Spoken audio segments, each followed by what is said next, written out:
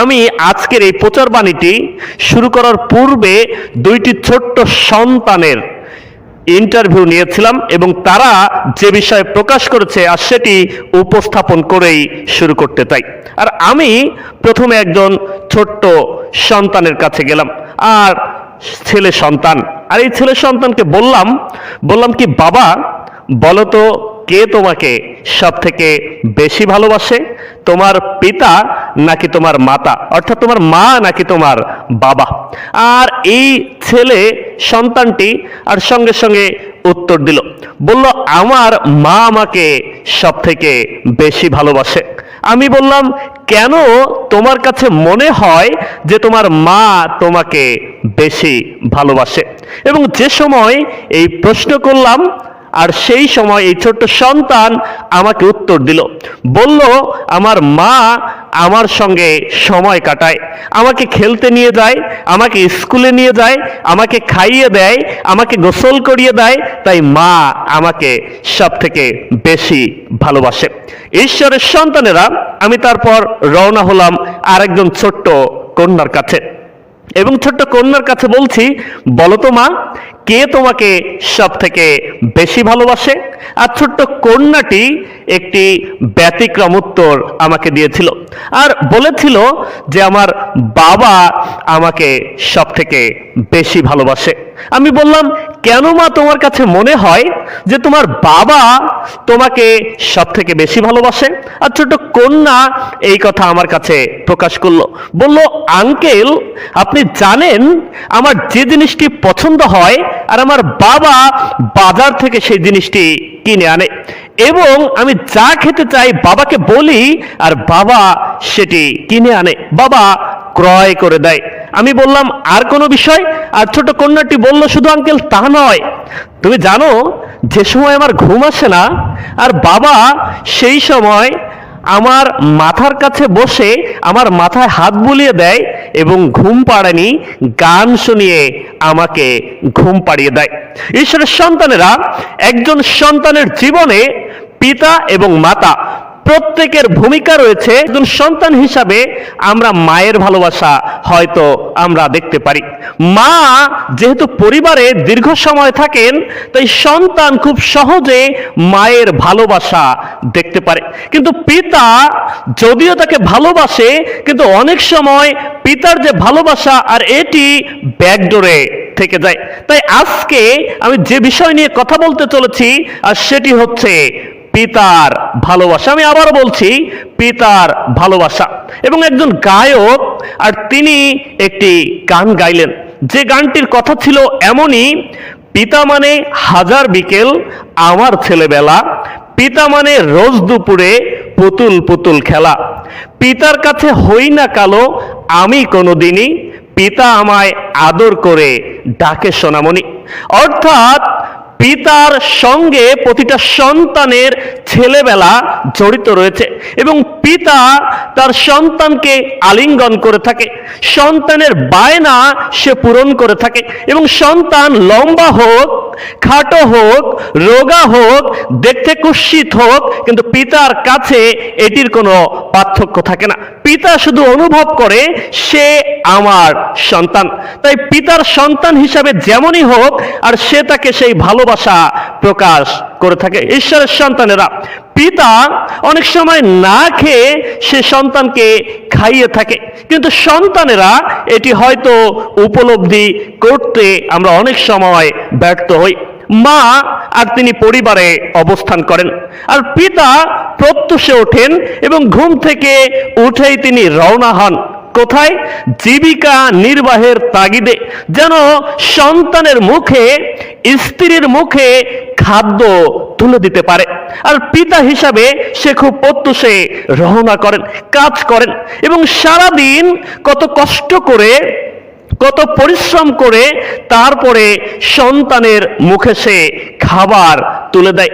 অনেক সময় কাজ করতে করতে ক্ষুধার যন্ত্রণাও তাকে হজম করতে হয়, তাকে সহ্য করতে হয়, কোন সময় খেতে হবে আর এই পিতা সেটিও হয়তো মনে রাখতে পারে না। এবং তারপরেও অনেক সময় ইনকাম থাকে না, পিতার কষ্ট থাকে, আর তারপর সন্তান অনেক সময় বায়না করে থাকে যে বাবা আমাকে এটি ক্রয় করে দিতে হবে, বাবা এটি আমার ভালো লেগেছে, বাবা এই ড্রেসটি এনে দিতে হবে। আর সন্তান সব সময় বায়না করে থাকে। আরেকজন পিতা সন্তানের আবদার পূরণ করবার চেষ্টা করে থাকে, সন্তানের আবদার সে মেটানোর চেষ্টা করে থাকে। কখনো কখনো পিতার জীবনে এমন সময় আসে যে সময় কষ্টের কথা কাউকে বলতে পারে না, কারো কাছে প্রকাশ করতে পারে না। সন্তানের স্কুলের ফিস দিতে হবে, পিতার পকেটে সেই সময় টাকা নাই। হয়তো লজ্জা ভুলে গিয়ে, অপমান ভুলে গিয়ে পিতা মানুষের কাছে হাত পেতে থাকে, কারণ হাত না পাতলে তার সন্তানের পরীক্ষার ফিস দেওয়া হবে না। অনেক সময় অপমান ভুলে গিয়ে যে কাজ তার করা উচিত নয় আর সেই কাজ সে করে থাকে, তার কারণ হলো সন্তানের প্রতি তার ভালোবাসা রয়েছে। ঈশ্বরের সন্তানেরা তাই পিতার ভালোবাসা এটি খুবই গুরুত্বপূর্ণ। এবং আজকে আমরা দেখতে চলেছি একজন পিতার ভালোবাসা। পিতা কেমন ভাবে সন্তানের প্রতি, পরিবারের প্রতি, সমাজের প্রতি আর এই ভালোবাসা প্রকাশ করে থাকে। তাই আসুন আমরা পবিত্র শাস্ত্রের কাছে যাই। আমি পাঠ করতে চলেছি হোশেয় পুস্তক তার 6 অধ্যায় 1 পদ। আমি আবারও বলছি হোশেয় পুস্তক তার 6 অধ্যায় 1 পদ। চলো আমরা সদাপ্রভুর কাছে ফিরিয়া যাই, কারণ তিনি বিদীর্ণ করিয়াছেন, তিনি আমাদিগকে সুস্থ করিবেন। তিনি আঘাত করিয়াছেন, তিনি আমাদের ক্ষত বন্ধন করিবেন। আমেন। ঈশ্বরের সন্তানেরা, পাঠ করেছি হোশেয় পুস্তক 6 অধ্যায় 1 পদ। এবং এই হোশেয় পুস্তক 6 অধ্যায় 1 পদের 2টি অংশ রয়েছে। এবং এই 2টি অংশের প্রথম যে অংশে বলা হচ্ছে চলো আমরা সদাপ্রভুর কাছে ফিরিয়া যাই, এবং দ্বিতীয় অংশ বলছে কারণ তিনি বিদীর্ণ করিয়াছেন, তিনি আমাদিগকে সুস্থ করিবেন। বলছে তিনি আঘাত করিয়াছেন, তিনি আমাদের ক্ষত বন্ধন করিবেন। ঈশ্বরের সন্তানেরা, হোশেয় শব্দের যে অর্থ আর সেটি হচ্ছে পরিত্রাণ। এবং এই পুস্তকটি খ্রিস্টপূর্ব 715 থেকে 710 মধ্যবর্তী সময়ে এটি লিপিবদ্ধ করা হয়েছিল। এবং হোশেয় পুস্তক যদি সম্পূর্ণ দেখেন এবং উদ্দেশ্যের দিকে বা প্রসঙ্গের দিকে যদি আমরা দৃষ্টিপাত করি, আর সেটি হচ্ছে ঈশ্বরের বিচার ও উদ্ধারকারী ভালোবাসা। ঈশ্বরের বিচার এবং উদ্ধারকারী ভালোবাসা এই হোশেয় পুস্তকের মধ্য দিয়ে প্রকাশ করা হয়েছে। একজন জাগতিক পিতার কথা আমি প্রকাশ করছিলাম, এবং জাগতিক পিতা তার সন্তানের জন্য সবকিছু তিনি করার চেষ্টা করেন। মুখ বুজে অনেক কিছু তার সঙ্গে ঘটে আর তিনি সেটি সহ্য করে থাকেন। কারণ কি? কারণ হচ্ছে সন্তানের প্রতি তার ভালোবাসা, সন্তানের প্রতি তার ভালোবাসার হৃদয় রয়েছে। ঈশ্বরের সন্তানেরা, হোশেয় পুস্তক যদি আমরা পরিভ্রমণ করি আর দেখতে পাই ঈশ্বর হোশেয়কে একটি আদেশ দিয়েছিলেন। ঈশ্বর তিনি হোশেয়কে বললেন যে তুমি যাও এবং ব্যভিচারিণী স্ত্রীকে বিবাহ করো। একজন ব্যভিচারিণী স্ত্রীকে তুমি বিবাহ করো এবং তার সন্তান দিগকে তুমি গ্রহণ করো। এটি সহজ বিষয় নয়। ঈশ্বর হোশেয়কে বলছে যেন একজন ব্যভিচারিণী স্ত্রীকে সে গ্রহণ করতে পারে এবং তাকে বিবাহ করতে পারে, তার সন্তান দিগকে আর সে গ্রহণ করতে পারে। ঈশ্বরের সন্তানেরা, সাধারণভাবে চিন্তা করলে হয়তো এটি সম্ভব নয় আমাদের কাছে। আমরা হয়তো চিন্তাও করতে পারি না একজন ব্যভিচারিণীকে কিভাবে বিবাহ করবে। আর ঈশ্বর হোশেয়কে এই আদেশ দিলেন। এবং যে সময় ঈশ্বর হোশেয়কে আদেশ দিলেন আর হোশেয়র কাছে ঈশ্বর তিনি প্রকাশ করলেন, আর হোশেয় তিনি ঈশ্বরের বাধ্য হলেন। হোশেয় তিনি ঈশ্বরের বাধ্য হলেন এবং এই ব্যভিচারিণী স্ত্রীকে তিনি বিবাহ করলেন, তিনি গ্রহণ করলেন।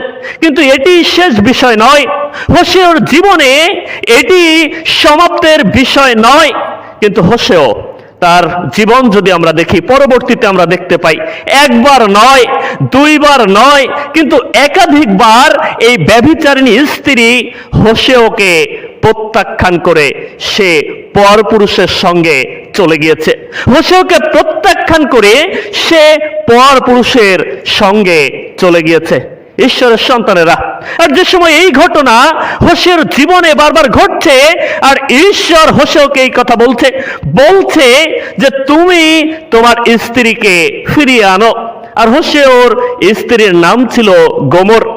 আর হোশেওকে ঈশ্বর বলছে তুমি তোমার স্ত্রীকে ফিরিয়ে আনো।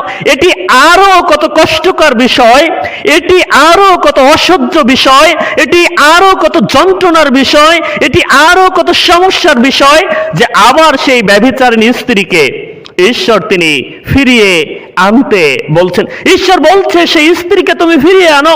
হয়তো আমরা হলে লোকলজ্জার ভয় রয়েছে, সমাজের ভয় রয়েছে, মানুষ কি বলবে, প্রতিবেশীরা আঙুল তুলবে আমার দিকে, আর হয়তো এরকম চিন্তা আমি করব, আমরা এরকম চিন্তা করব, লোকে কি বলবে।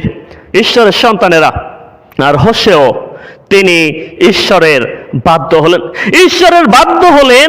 আর হোশেও বুঝবার চেষ্টা করলেন কেন ঈশ্বর এই আদেশ তাকে দিচ্ছে, বারবার কেন বলছে যে ক্ষমা করো, বারবার কেন বলছে তুমি তোমার স্ত্রীকে ফিরিয়ে আনো।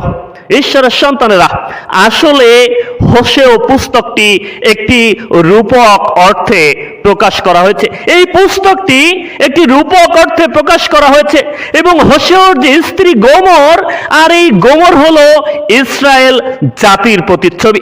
গোমর ইসরায়েল জাতির প্রতিচ্ছবি এবং হোশেও ঈশ্বরের প্রতিচ্ছবি। আর ঈশ্বর এই ঘটনার মধ্য দিয়ে এই কথা তিনি প্রকাশ করছেন যে দেখো ইসরায়েল জাতিকে আমি কতটা ভালোবেসেছি, ইসরায়েল জাতিকে আমি কতটা আলিঙ্গন করেছি, তাদের প্রত্যেকটি প্রয়োজন আমি মিটিয়েছি। যেমন করে একজন স্বামী তার স্ত্রীর প্রয়োজন মিটিয়ে থাকে, যেমন করে একজন পিতা তার সন্তানের প্রয়োজন মিটিয়ে থাকে, আর তদ্রূপ ভাবে ইসরায়েল জাতির প্রয়োজন আমি মিটিয়েছি। কিন্তু দেখো সেই ইসরায়েল জাতি, যে জাতিকে আমি ভালোবেসেছি, যে জাতিকে আমি আলিঙ্গন করেছি, আর সেই ইসরায়েল জাতি আমি ঈশ্বর আমাকে প্রত্যাখ্যান করে দেবতার পূজা করছে, আমাকে প্রত্যাখ্যান করে অন্য মিথ্যা ঈশ্বরের উপাসনা করছে, অন্য মিথ্যা ঈশ্বরকে তাদের জীবনে স্থান দিয়েছে। আর ঈশ্বর বলেছিলেন হোশেওকে তুমি তোমার স্ত্রী গোমরকে ফিরিয়ে আনো। এটি ফিরিয়ে আনার মধ্য দিয়ে ঈশ্বর প্রকাশ করছে বারবার ইসরায়েল জাতি পাপ করেছে, বারবার মন্দতার দিকে গিয়েছে, আর আমি ঈশ্বর বারবার ইসরায়েল জাতিকে ক্ষমা করেছি। আমার ভালোবাসায়, আমার আলিঙ্গনে আমি তাদেরকে বেঁধে রেখেছি।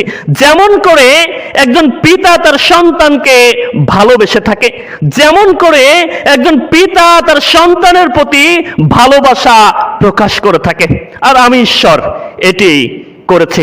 ঈশ্বরের সন্তানেরা, জাগতিক পিতার কথা আমি প্রকাশ করছিলাম। আর পিতা তার সন্তানকে ভালোবেসে থাকে, পিতা সন্তানের প্রয়োজন মিটিয়ে থাকে, কিন্তু তারপরেও কখনো কখনো পিতা তার সন্তানকে শাসন করে থাকে, পিতা তার সন্তানকে শাসন করে থাকে। যদিও একজন সন্তান হিসাবে এই শাসন আমাদের কাছে ভালো লাগে না, আমরা এটি পছন্দ করি না, তবুও পিতাই শাসন করে থাকেন। হুয়াই কেন?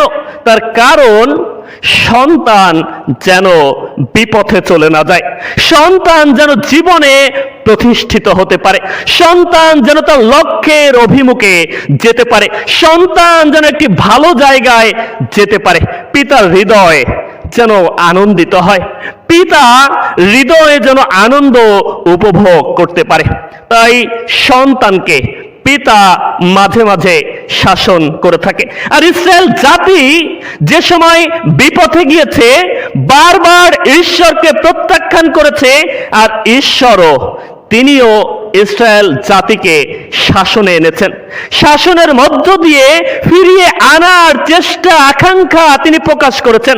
আর আমরা দেখতে পাই হোশেও পুস্তক 6 অধ্যায় 1 পদের দ্বিতীয় অংশে বলা হয়েছে, বলা হয়েছে কারণ তিনি বিদীর্ণ করিয়াছেন, তিনি আমাদিগকে সুস্থ করিবেন। তিনি আঘাত করিয়াছেন, তিনি আমাদের ক্ষতবন্ধন করিবেন।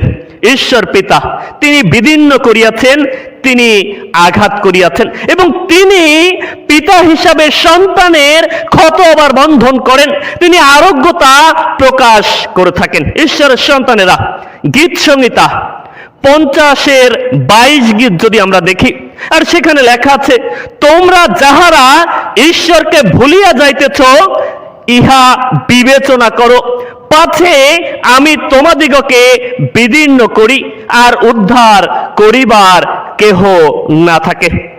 ঈশ্বরের সন্তানেরা, ঈশ্বর গীত সংহিতা 50-22 গীতে এই কথা বলছে তোমরা যারা ঈশ্বরকে ভুলিয়া যাইতেছ, তোমরা যারা পিতাকে ভুলে যাচ্ছ, তোমরা যারা বাবাকে ভুলে যাচ্ছ, আর তোমরা বিবেচনা করো। বলছে তোমরা চিন্তা করো, তোমরা বিবেচনা করো, আর যদি চিন্তা না করো, যদি তোমরা বিবেচনা না করো, আমি তোমাদিগকে বিদীর্ণ করব, আমি তোমাদিগকে বিদীর্ণ করব। অর্থাৎ তিনি আঘাত করবেন যেন আপনি ফিরে আসতে পারেন, যেন আমরা ফিরে আসতে পারি। আর বলছে উদ্ধার করিবার কেহ না থাকে, উদ্ধার করিবার কেহ থাকবে না। স্বপক্ষে তিনি থাকলে বিপক্ষে কে দাঁড়াবে? স্বপক্ষে তিনি আছেন, বিপক্ষে কে দাঁড়ায়? তাই ঈশ্বর যদি স্বপক্ষে থাকে, তার বিপক্ষে কেউ আসতে পারে না। তদ্রূপ ভাবে ঈশ্বর যদি বিদীর্ণ করেন, আঘাত করেন, শাসন করেন, তার বিপক্ষে কেউ টিকতে পারে না। ঈশ্বরের সন্তানেরা, তাই বলছে তোমরা যাহারা ঈশ্বরকে ভুলিয়া যাইতেছ, বিবেচনা করো। জাগতিক পিতা যেমন ভাবে তিনি শাসন করে থাকেন, জাগতিক পিতা সন্তানকে শুধরানোর জন্য যেমন ভাবে শাসন করে থাকেন, আর ঈশ্বর পিতাও ইসরায়েল জাতিকে তেমনই করেছিলেন। তিনি তেমনই করেছিলেন যেন ইসরায়েল জাতি ফিরে আসতে পারে। মরুভূমির মধ্য দিয়ে তিনি তাদেরকে শাসনের মধ্য দিয়ে তিনি শেখাতে সক্ষম হয়েছিলেন যে পিতার প্রতি তাদের ভালোবাসা থাকতে হবে, পিতার প্রতি তাদের ভালোবাসা থাকতে হবে। আর যদি না থাকে, তাহলে এই পিতা তিনি শাসন করে থাকেন। ঈশ্বরের সন্তানেরা, পিতা যদিও শাসন করেন, পিতা যদিও আঘাত করে থাকেন, পিতা যদিও বিদীর্ণ করে থাকেন, কিন্তু এটি তার আসল রূপ নয়, এটি তার আসল মুখমণ্ডল নয়। কিন্তু তার একটি ভালোবাসার মুখমণ্ডল রয়েছে, যেটি অনেক সময় সন্তান হিসাবে আমরা বুঝতে পারি না। আমরা বুঝতে পারি না কারণ আমরা বাইরের মুখমণ্ডল আমরা দর্শন করে থাকি। আর যে সময় পিতা রেগে যায় আর পিতা শাসন করে থাকে সন্তানের কাছে, এই শাসন ভালো লাগে না, এই শাসন ভালো লাগে না। মনে হয় যেন শৃঙ্খল ছেড়ে, শাসন ছেড়ে যেন আমি পালিয়ে যাই, কোথাও চলে যাই, আর ভালো লাগে না, বিরক্তির কারণ হয়ে দাঁড়ায়। কিন্তু মনে রাখবেন, একজন পিতা তার সন্তানকে শাসন করে থাকেন সন্তানের ভালোর জন্য। এমন একটা দিন আসবে যেদিন সন্তান এটি বুঝতে পারবে, কিন্তু তার দুঃখের সীমা থাকবে না, তার কষ্টের সীমা থাকবে না, কারণ পিতার ভালোবাসা সে সেই সময় উপলব্ধি করতে পারেনি। তাই সময় চলে গেলে এই ভালোবাসা না বুঝলে কোনো লাভ হবে না ঈশ্বরের সন্তানেরা। তাই আজকে আমি যে বিষয়ে কথা বলছি সেটি হচ্ছে পিতার ভালোবাসা। শাসনের মধ্য দিয়েও পিতার ভালোবাসা লুকায়িত থাকে, শাসনের মধ্য দিয়ে পিতার ভালোবাসা লুকায়িত থাকে। অনেক সময় আমরা দেখতে পারি, অনেক সময় আমরা দেখতে পারি না, কারণ আমাদের চোখে শয়তান একটি কালো কাপড় বেঁধে দেয়। যে কালো কাপড় পরে আমরা পিতার রাগ দেখে থাকি, যে কালো কাপড় আমাদের চোখে থাকে, সেটি দ্বারা পিতার ক্ষোভ আমরা আবিষ্কার করে থাকি। কিন্তু পিতার হৃদয়ে যে একটি ভালোবাসা রয়েছে, আপনার আমার জন্য একটি ভালোবাসা অঙ্কন করা হয়েছে, আর এটি অনেক সময় আমরা বুঝতে পারি না, আমরা অনেক সময় বুঝতে পারি না। আর এই অংশে সেই কথা বলছে যে ঈশ্বর পিতা তিনি শাসন করে থাকেন। যে সময় সন্তান পিতার থেকে দূরে চলে যায়, বিপথে চলে যায়, আর সেই সময় পিতা সন্তানকে শাসন করে থাকেন, তদ্রূপভাবে ঈশ্বর পিতা থেকে ইসরায়েল জাতি যে সময় দূরে সরে গিয়েছে আর তাদেরকেও শাসন করেছে। তাই আপনি যে সময় ঈশ্বর সদাপ্রভু থেকে দূরে সরে যান, বিপথে চলে যান, তাকে ভুলে যাওয়ার চেষ্টা করেন, শয়তানের দিকে আপনার জীবনকে ধাপিত করেন, আর ঈশ্বরও আপনার জীবনে শাসন প্রকাশ করে থাকে, যেন আপনি ফিরে আসতে পারেন। হোশেয়া পুস্তক 6 অধ্যায় 1 পদের প্রথম যে অংশ, আর বলা হয়েছে, চলো আমরা সদাপ্রভুর কাছে ফিরিয়া যাই। ঈশ্বরের সন্তানেরা, ইসরায়েল জাতির অনুশোচনার একটি বাক্য প্রথম অংশে প্রকাশ করা হয়েছে। অনুশোচনার একটি বাক্য প্রথম অংশে দেখানো হয়েছে। যেশায়া পুস্তক 31 অধ্যায় 6 পদে লেখা আছে, বলা হয়েছে, হে ইসরায়েলের সন্তানগণ, তোমরা যাহাকে ছাড়িয়া ঘোর বিপথে চলিয়া গিয়াছ তাহার কাছে ফিরিয়া আইসো। বলছে, ইসরায়েলের সন্তানগণ, তোমরা যাহাকে ছেড়ে বিপথে চলে গিয়েছ আর তোমরা ফিরে এসো। একটি আহ্বানের কথা বলা হচ্ছে। যেশায়া পুস্তক 31 অধ্যায় 6 পদে ইসরায়েল জাতিকে আহ্বান করা হচ্ছে যে তারা ঈশ্বর থেকে দূরে সরে গিয়েছে, ঈশ্বর থেকে তারা অন্য দেবতার কাছে চলে গিয়েছে, ঈশ্বরের ভালোবাসা থেকে তারা দূরে সরে গিয়েছে। আর যেশায়ের মধ্য দিয়ে ঈশ্বর তাদেরকে আহ্বান করছে যে আমি তোমাদেরকে আলিঙ্গন করতে চাই, আমি তোমাদেরকে ভালোবাসতে চাই। হে ইসরায়েলের সন্তানেরা, তোমরা ফিরে এসো, তোমরা ফিরে এসো, তোমরা টার্ন ব্যাক করো, তোমাদেরকে ফিরে আসতে হবে। আর যে সময় এই আহ্বান করলেন ঈশ্বরের সন্তানরা, যেশায়া পুস্তক, জিরমীয় পুস্তক, একের পর এক পুস্তক দেখতে দেখতে হোশেয়া পুস্তক যে সময় আমরা দেখি আর দেখতে পাই, হোশেয়া 6 অধ্যায় 1 পদে ইসরায়েলের সন্তানেরা আর তার একটি সিদ্ধান্তে এসেছে এবং বলছে, চলো আমরা সদাপ্রভুর কাছে ফিরিয়া যাই। বলছে, চলো আমরা সদাপ্রভুর কাছে ফিরিয়া যাই। কারণ এখন তাদের রক্ষা করার কেহ নাই, কারণ তারা যে বিপথে রয়েছে এই ভুল তারা বুঝতে পেরেছে। আর তারা বলছে, চলো আমরা সদাপ্রভুর কাছে ফিরিয়া যাই। মনে পড়ে যায় লূক লিখিত সুসমাচার 15 অধ্যায় 11 থেকে 32 পদের একটি ঘটনা এবং অপব্যয় পুত্রের কথা সেখানে বর্ণনা করা হয়েছে। এবং সেখানে কি রয়েছে বলা হয়েছে, একজন ধনী লোক ছিলেন এবং এই লোকের 2টি সন্তান ছিল এবং বড় সন্তান, ছোট সন্তান। আর এই ছোট পুত্র তাকে বললেন, আমার ভাগের যে সম্পদ রয়েছে, আমার ভাগের যে টাকা পয়সা রয়েছে, আর বাবা তুমি আমাকে সেটি দিয়ে দাও। আর যে সময় একজন পিতা তার সন্তানকে সমস্ত কিছু দিয়ে দিলেন, তার ভাগ বুঝিয়ে দিলেন, আর সেই সময় এই সন্তান আর সে সবকিছু নিয়ে দূর দেশে চলে গেল। দূর দেশে সে চলে গেল তার বন্ধু বান্ধবী নিয়ে, এবং সে আরাম আয়েশে উল্লাসে জীবন কাটাতে লাগলো। সে উল্লাসে তার জীবন কাটাতে লাগলো। কিন্তু এমন একটা সময় আসলো যে সময় তার কাছে আর অর্থ ছিল না। এমন একটা সময় আসলো যে সময় তার কাছে আর কোনো সম্পদ ছিল না। আর সে ক্ষুধার যন্ত্রণায় মানুষের বাড়িতে কাজ করতে শুরু করেছে ঈশ্বরের সন্তানেরা। এবং যে সময় কাজ করতে শুরু করেছে, বাক্যই কথা বলছে যে শূকরে যে শুটি খেয়ে থাকে আর সেটি খাওয়ার মতো উপক্রম তার হয়েছে, সেটি খাওয়ার মতো অবস্থা তার জীবনে এসেছে। তাহলে কত খারাপ অবস্থায় সে উপলব্ধি করতে পারছে এবং সে বুঝতে পারছে যে আমি কতটা খারাপ অবস্থায় রয়েছি। তাই যে সময় জাগতিক পিতাকে কষ্ট দেওয়া হয়, যে সময় সন্তান হিসাবে পিতাকে দুঃখ দেওয়া হয়, পিতার ভালোবাসা বুঝতে পারি না, পিতা থেকে, পরিবার থেকে সন্তানেরা দূরে অবস্থান করে, আর তাদের অবস্থা একদিন এমনই হয়। তাদের বন্ধু বান্ধব, টাকা পয়সা তাদের কাছে থাকে না। কোন একটা সময় সে একাকী উপলব্ধি করতে পারে, নিজেকে আবিষ্কার করে এই পৃথিবীতে আমি বড় একা, কারণ বাবা থেকেও নাই, পিতা থেকেও নাই, মাতা থেকেও নাই, যারা পরিবার থেকে দূরে অবস্থান করে।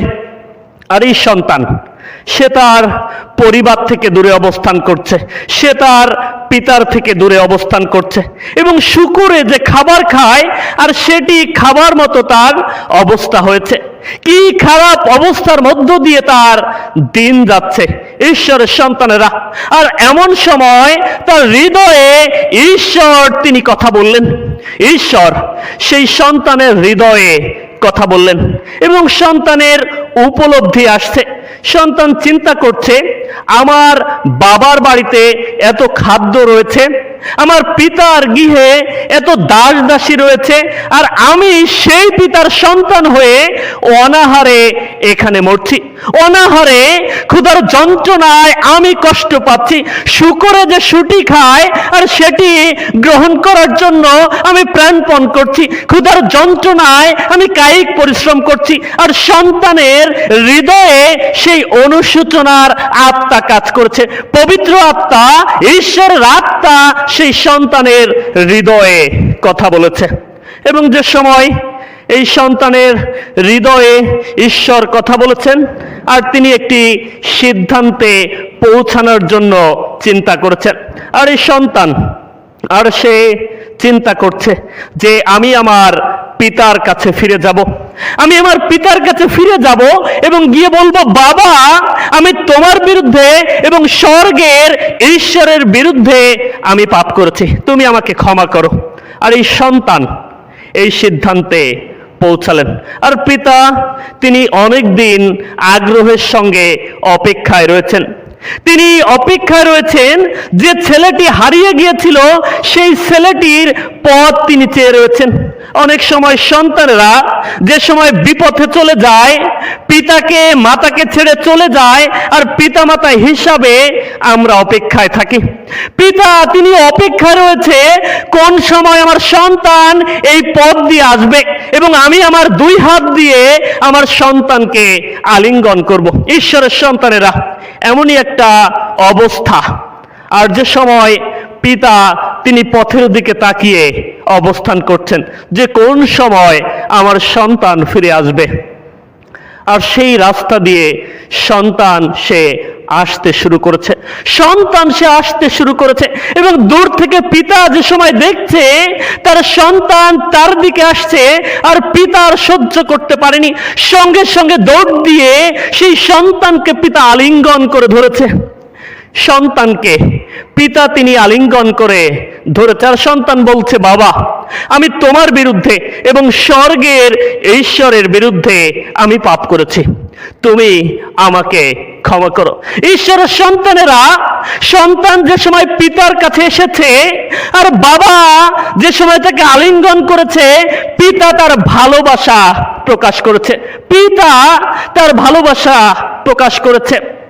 পিতা জানতে চায়নি যে বাবা তুমি আমার কত সম্পদ নষ্ট করলে, পিতা তিনি দেখেনি কত টাকা আমার সন্তান নষ্ট করলো, পিতা দেখেনি আমার সন্তান আমার সম্মান নষ্ট করেছে, পিতা দেখেনি আমার পরিবারের মান সম্মান ভাসিয়ে দিয়েছে।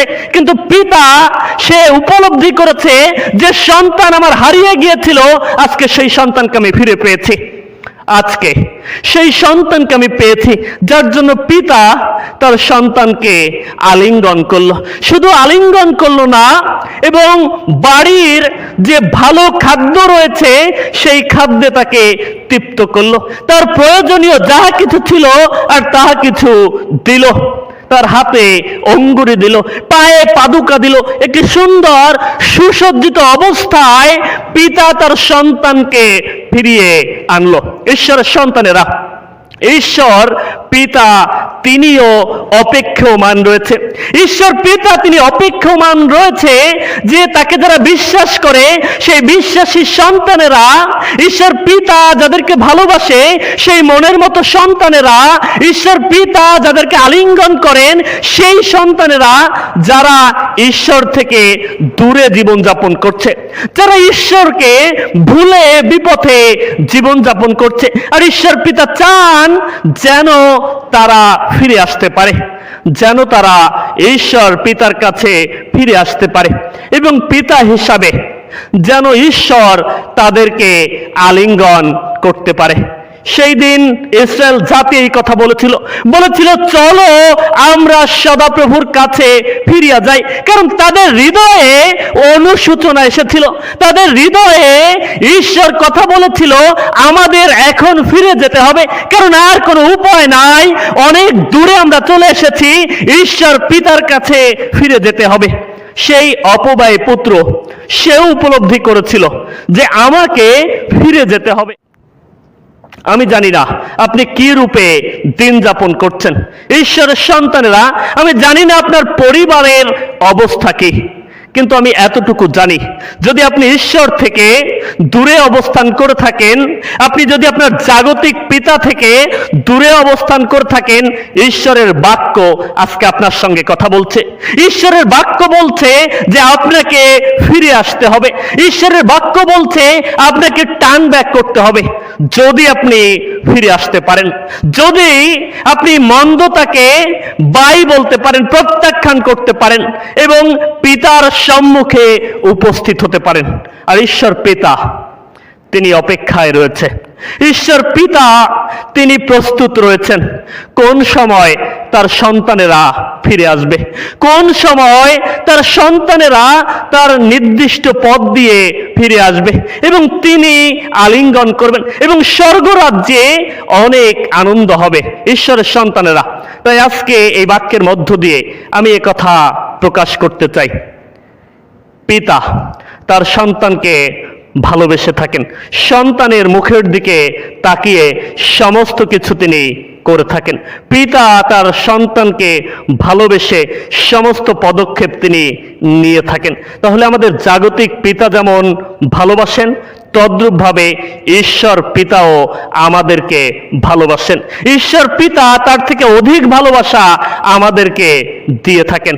তাই আপনি যদি ঈশ্বর থেকে দূরে সরে গিয়ে থাকেন, আপনার জীবনযাপন যদি ঈশ্বর থেকে আপনাকে দূরে রাখে, আপনার জীবনযাপন দ্বারা ঈশ্বর যদি অগৌরবান্বিত হন, আজকে বাক্যের মধ্য দিয়ে ঈশ্বর আপনাকে এই কথা বলছে তোমরা ফিরে এসো, বলছে তোমরা ফিরে আসো। আমি তোমাদিগকে আলিঙ্গন করতে চাই, আমি তোমাদিগকে ভালোবাসা প্রকাশ করতে চাই। তাই আসুন ঈশ্বরের সন্তানেরা, আমরা ঈশ্বরের কাছে ফিরে আসি এবং আমরা পিতার ভালোবাসা উপলব্ধি করতে পারি। জাগতিকভাবে আমরা পিতাকে ভালোবাসি, তদ্রূপভাবে আমাদের আধ্যাত্মিক পিতা ঈশ্বরকেও আমরা ভালোবাসি এবং আমাদের জীবন দ্বারা যেন ঈশ্বর তিনি ভালোবাসা উপলব্ধি করতে পারেন। আমাদের জীবন দ্বারা যেন আমাদের জাগতিক পিতা এবং আমাদের ঐশ্বরিক পিতা ঈশ্বর তিনি ভালোবাসা উপলব্ধি করতে পারেন। আসুন আমরা সেই রূপে পিতাকে ভালোবেসে দিন যাপন করি। ঈশ্বর এই বাক্যের মধ্য দিয়ে প্রত্যেককে প্রচুর রূপে আশীর্বাদ প্রদান করুন। সকলকে ইম্মানুয়েল।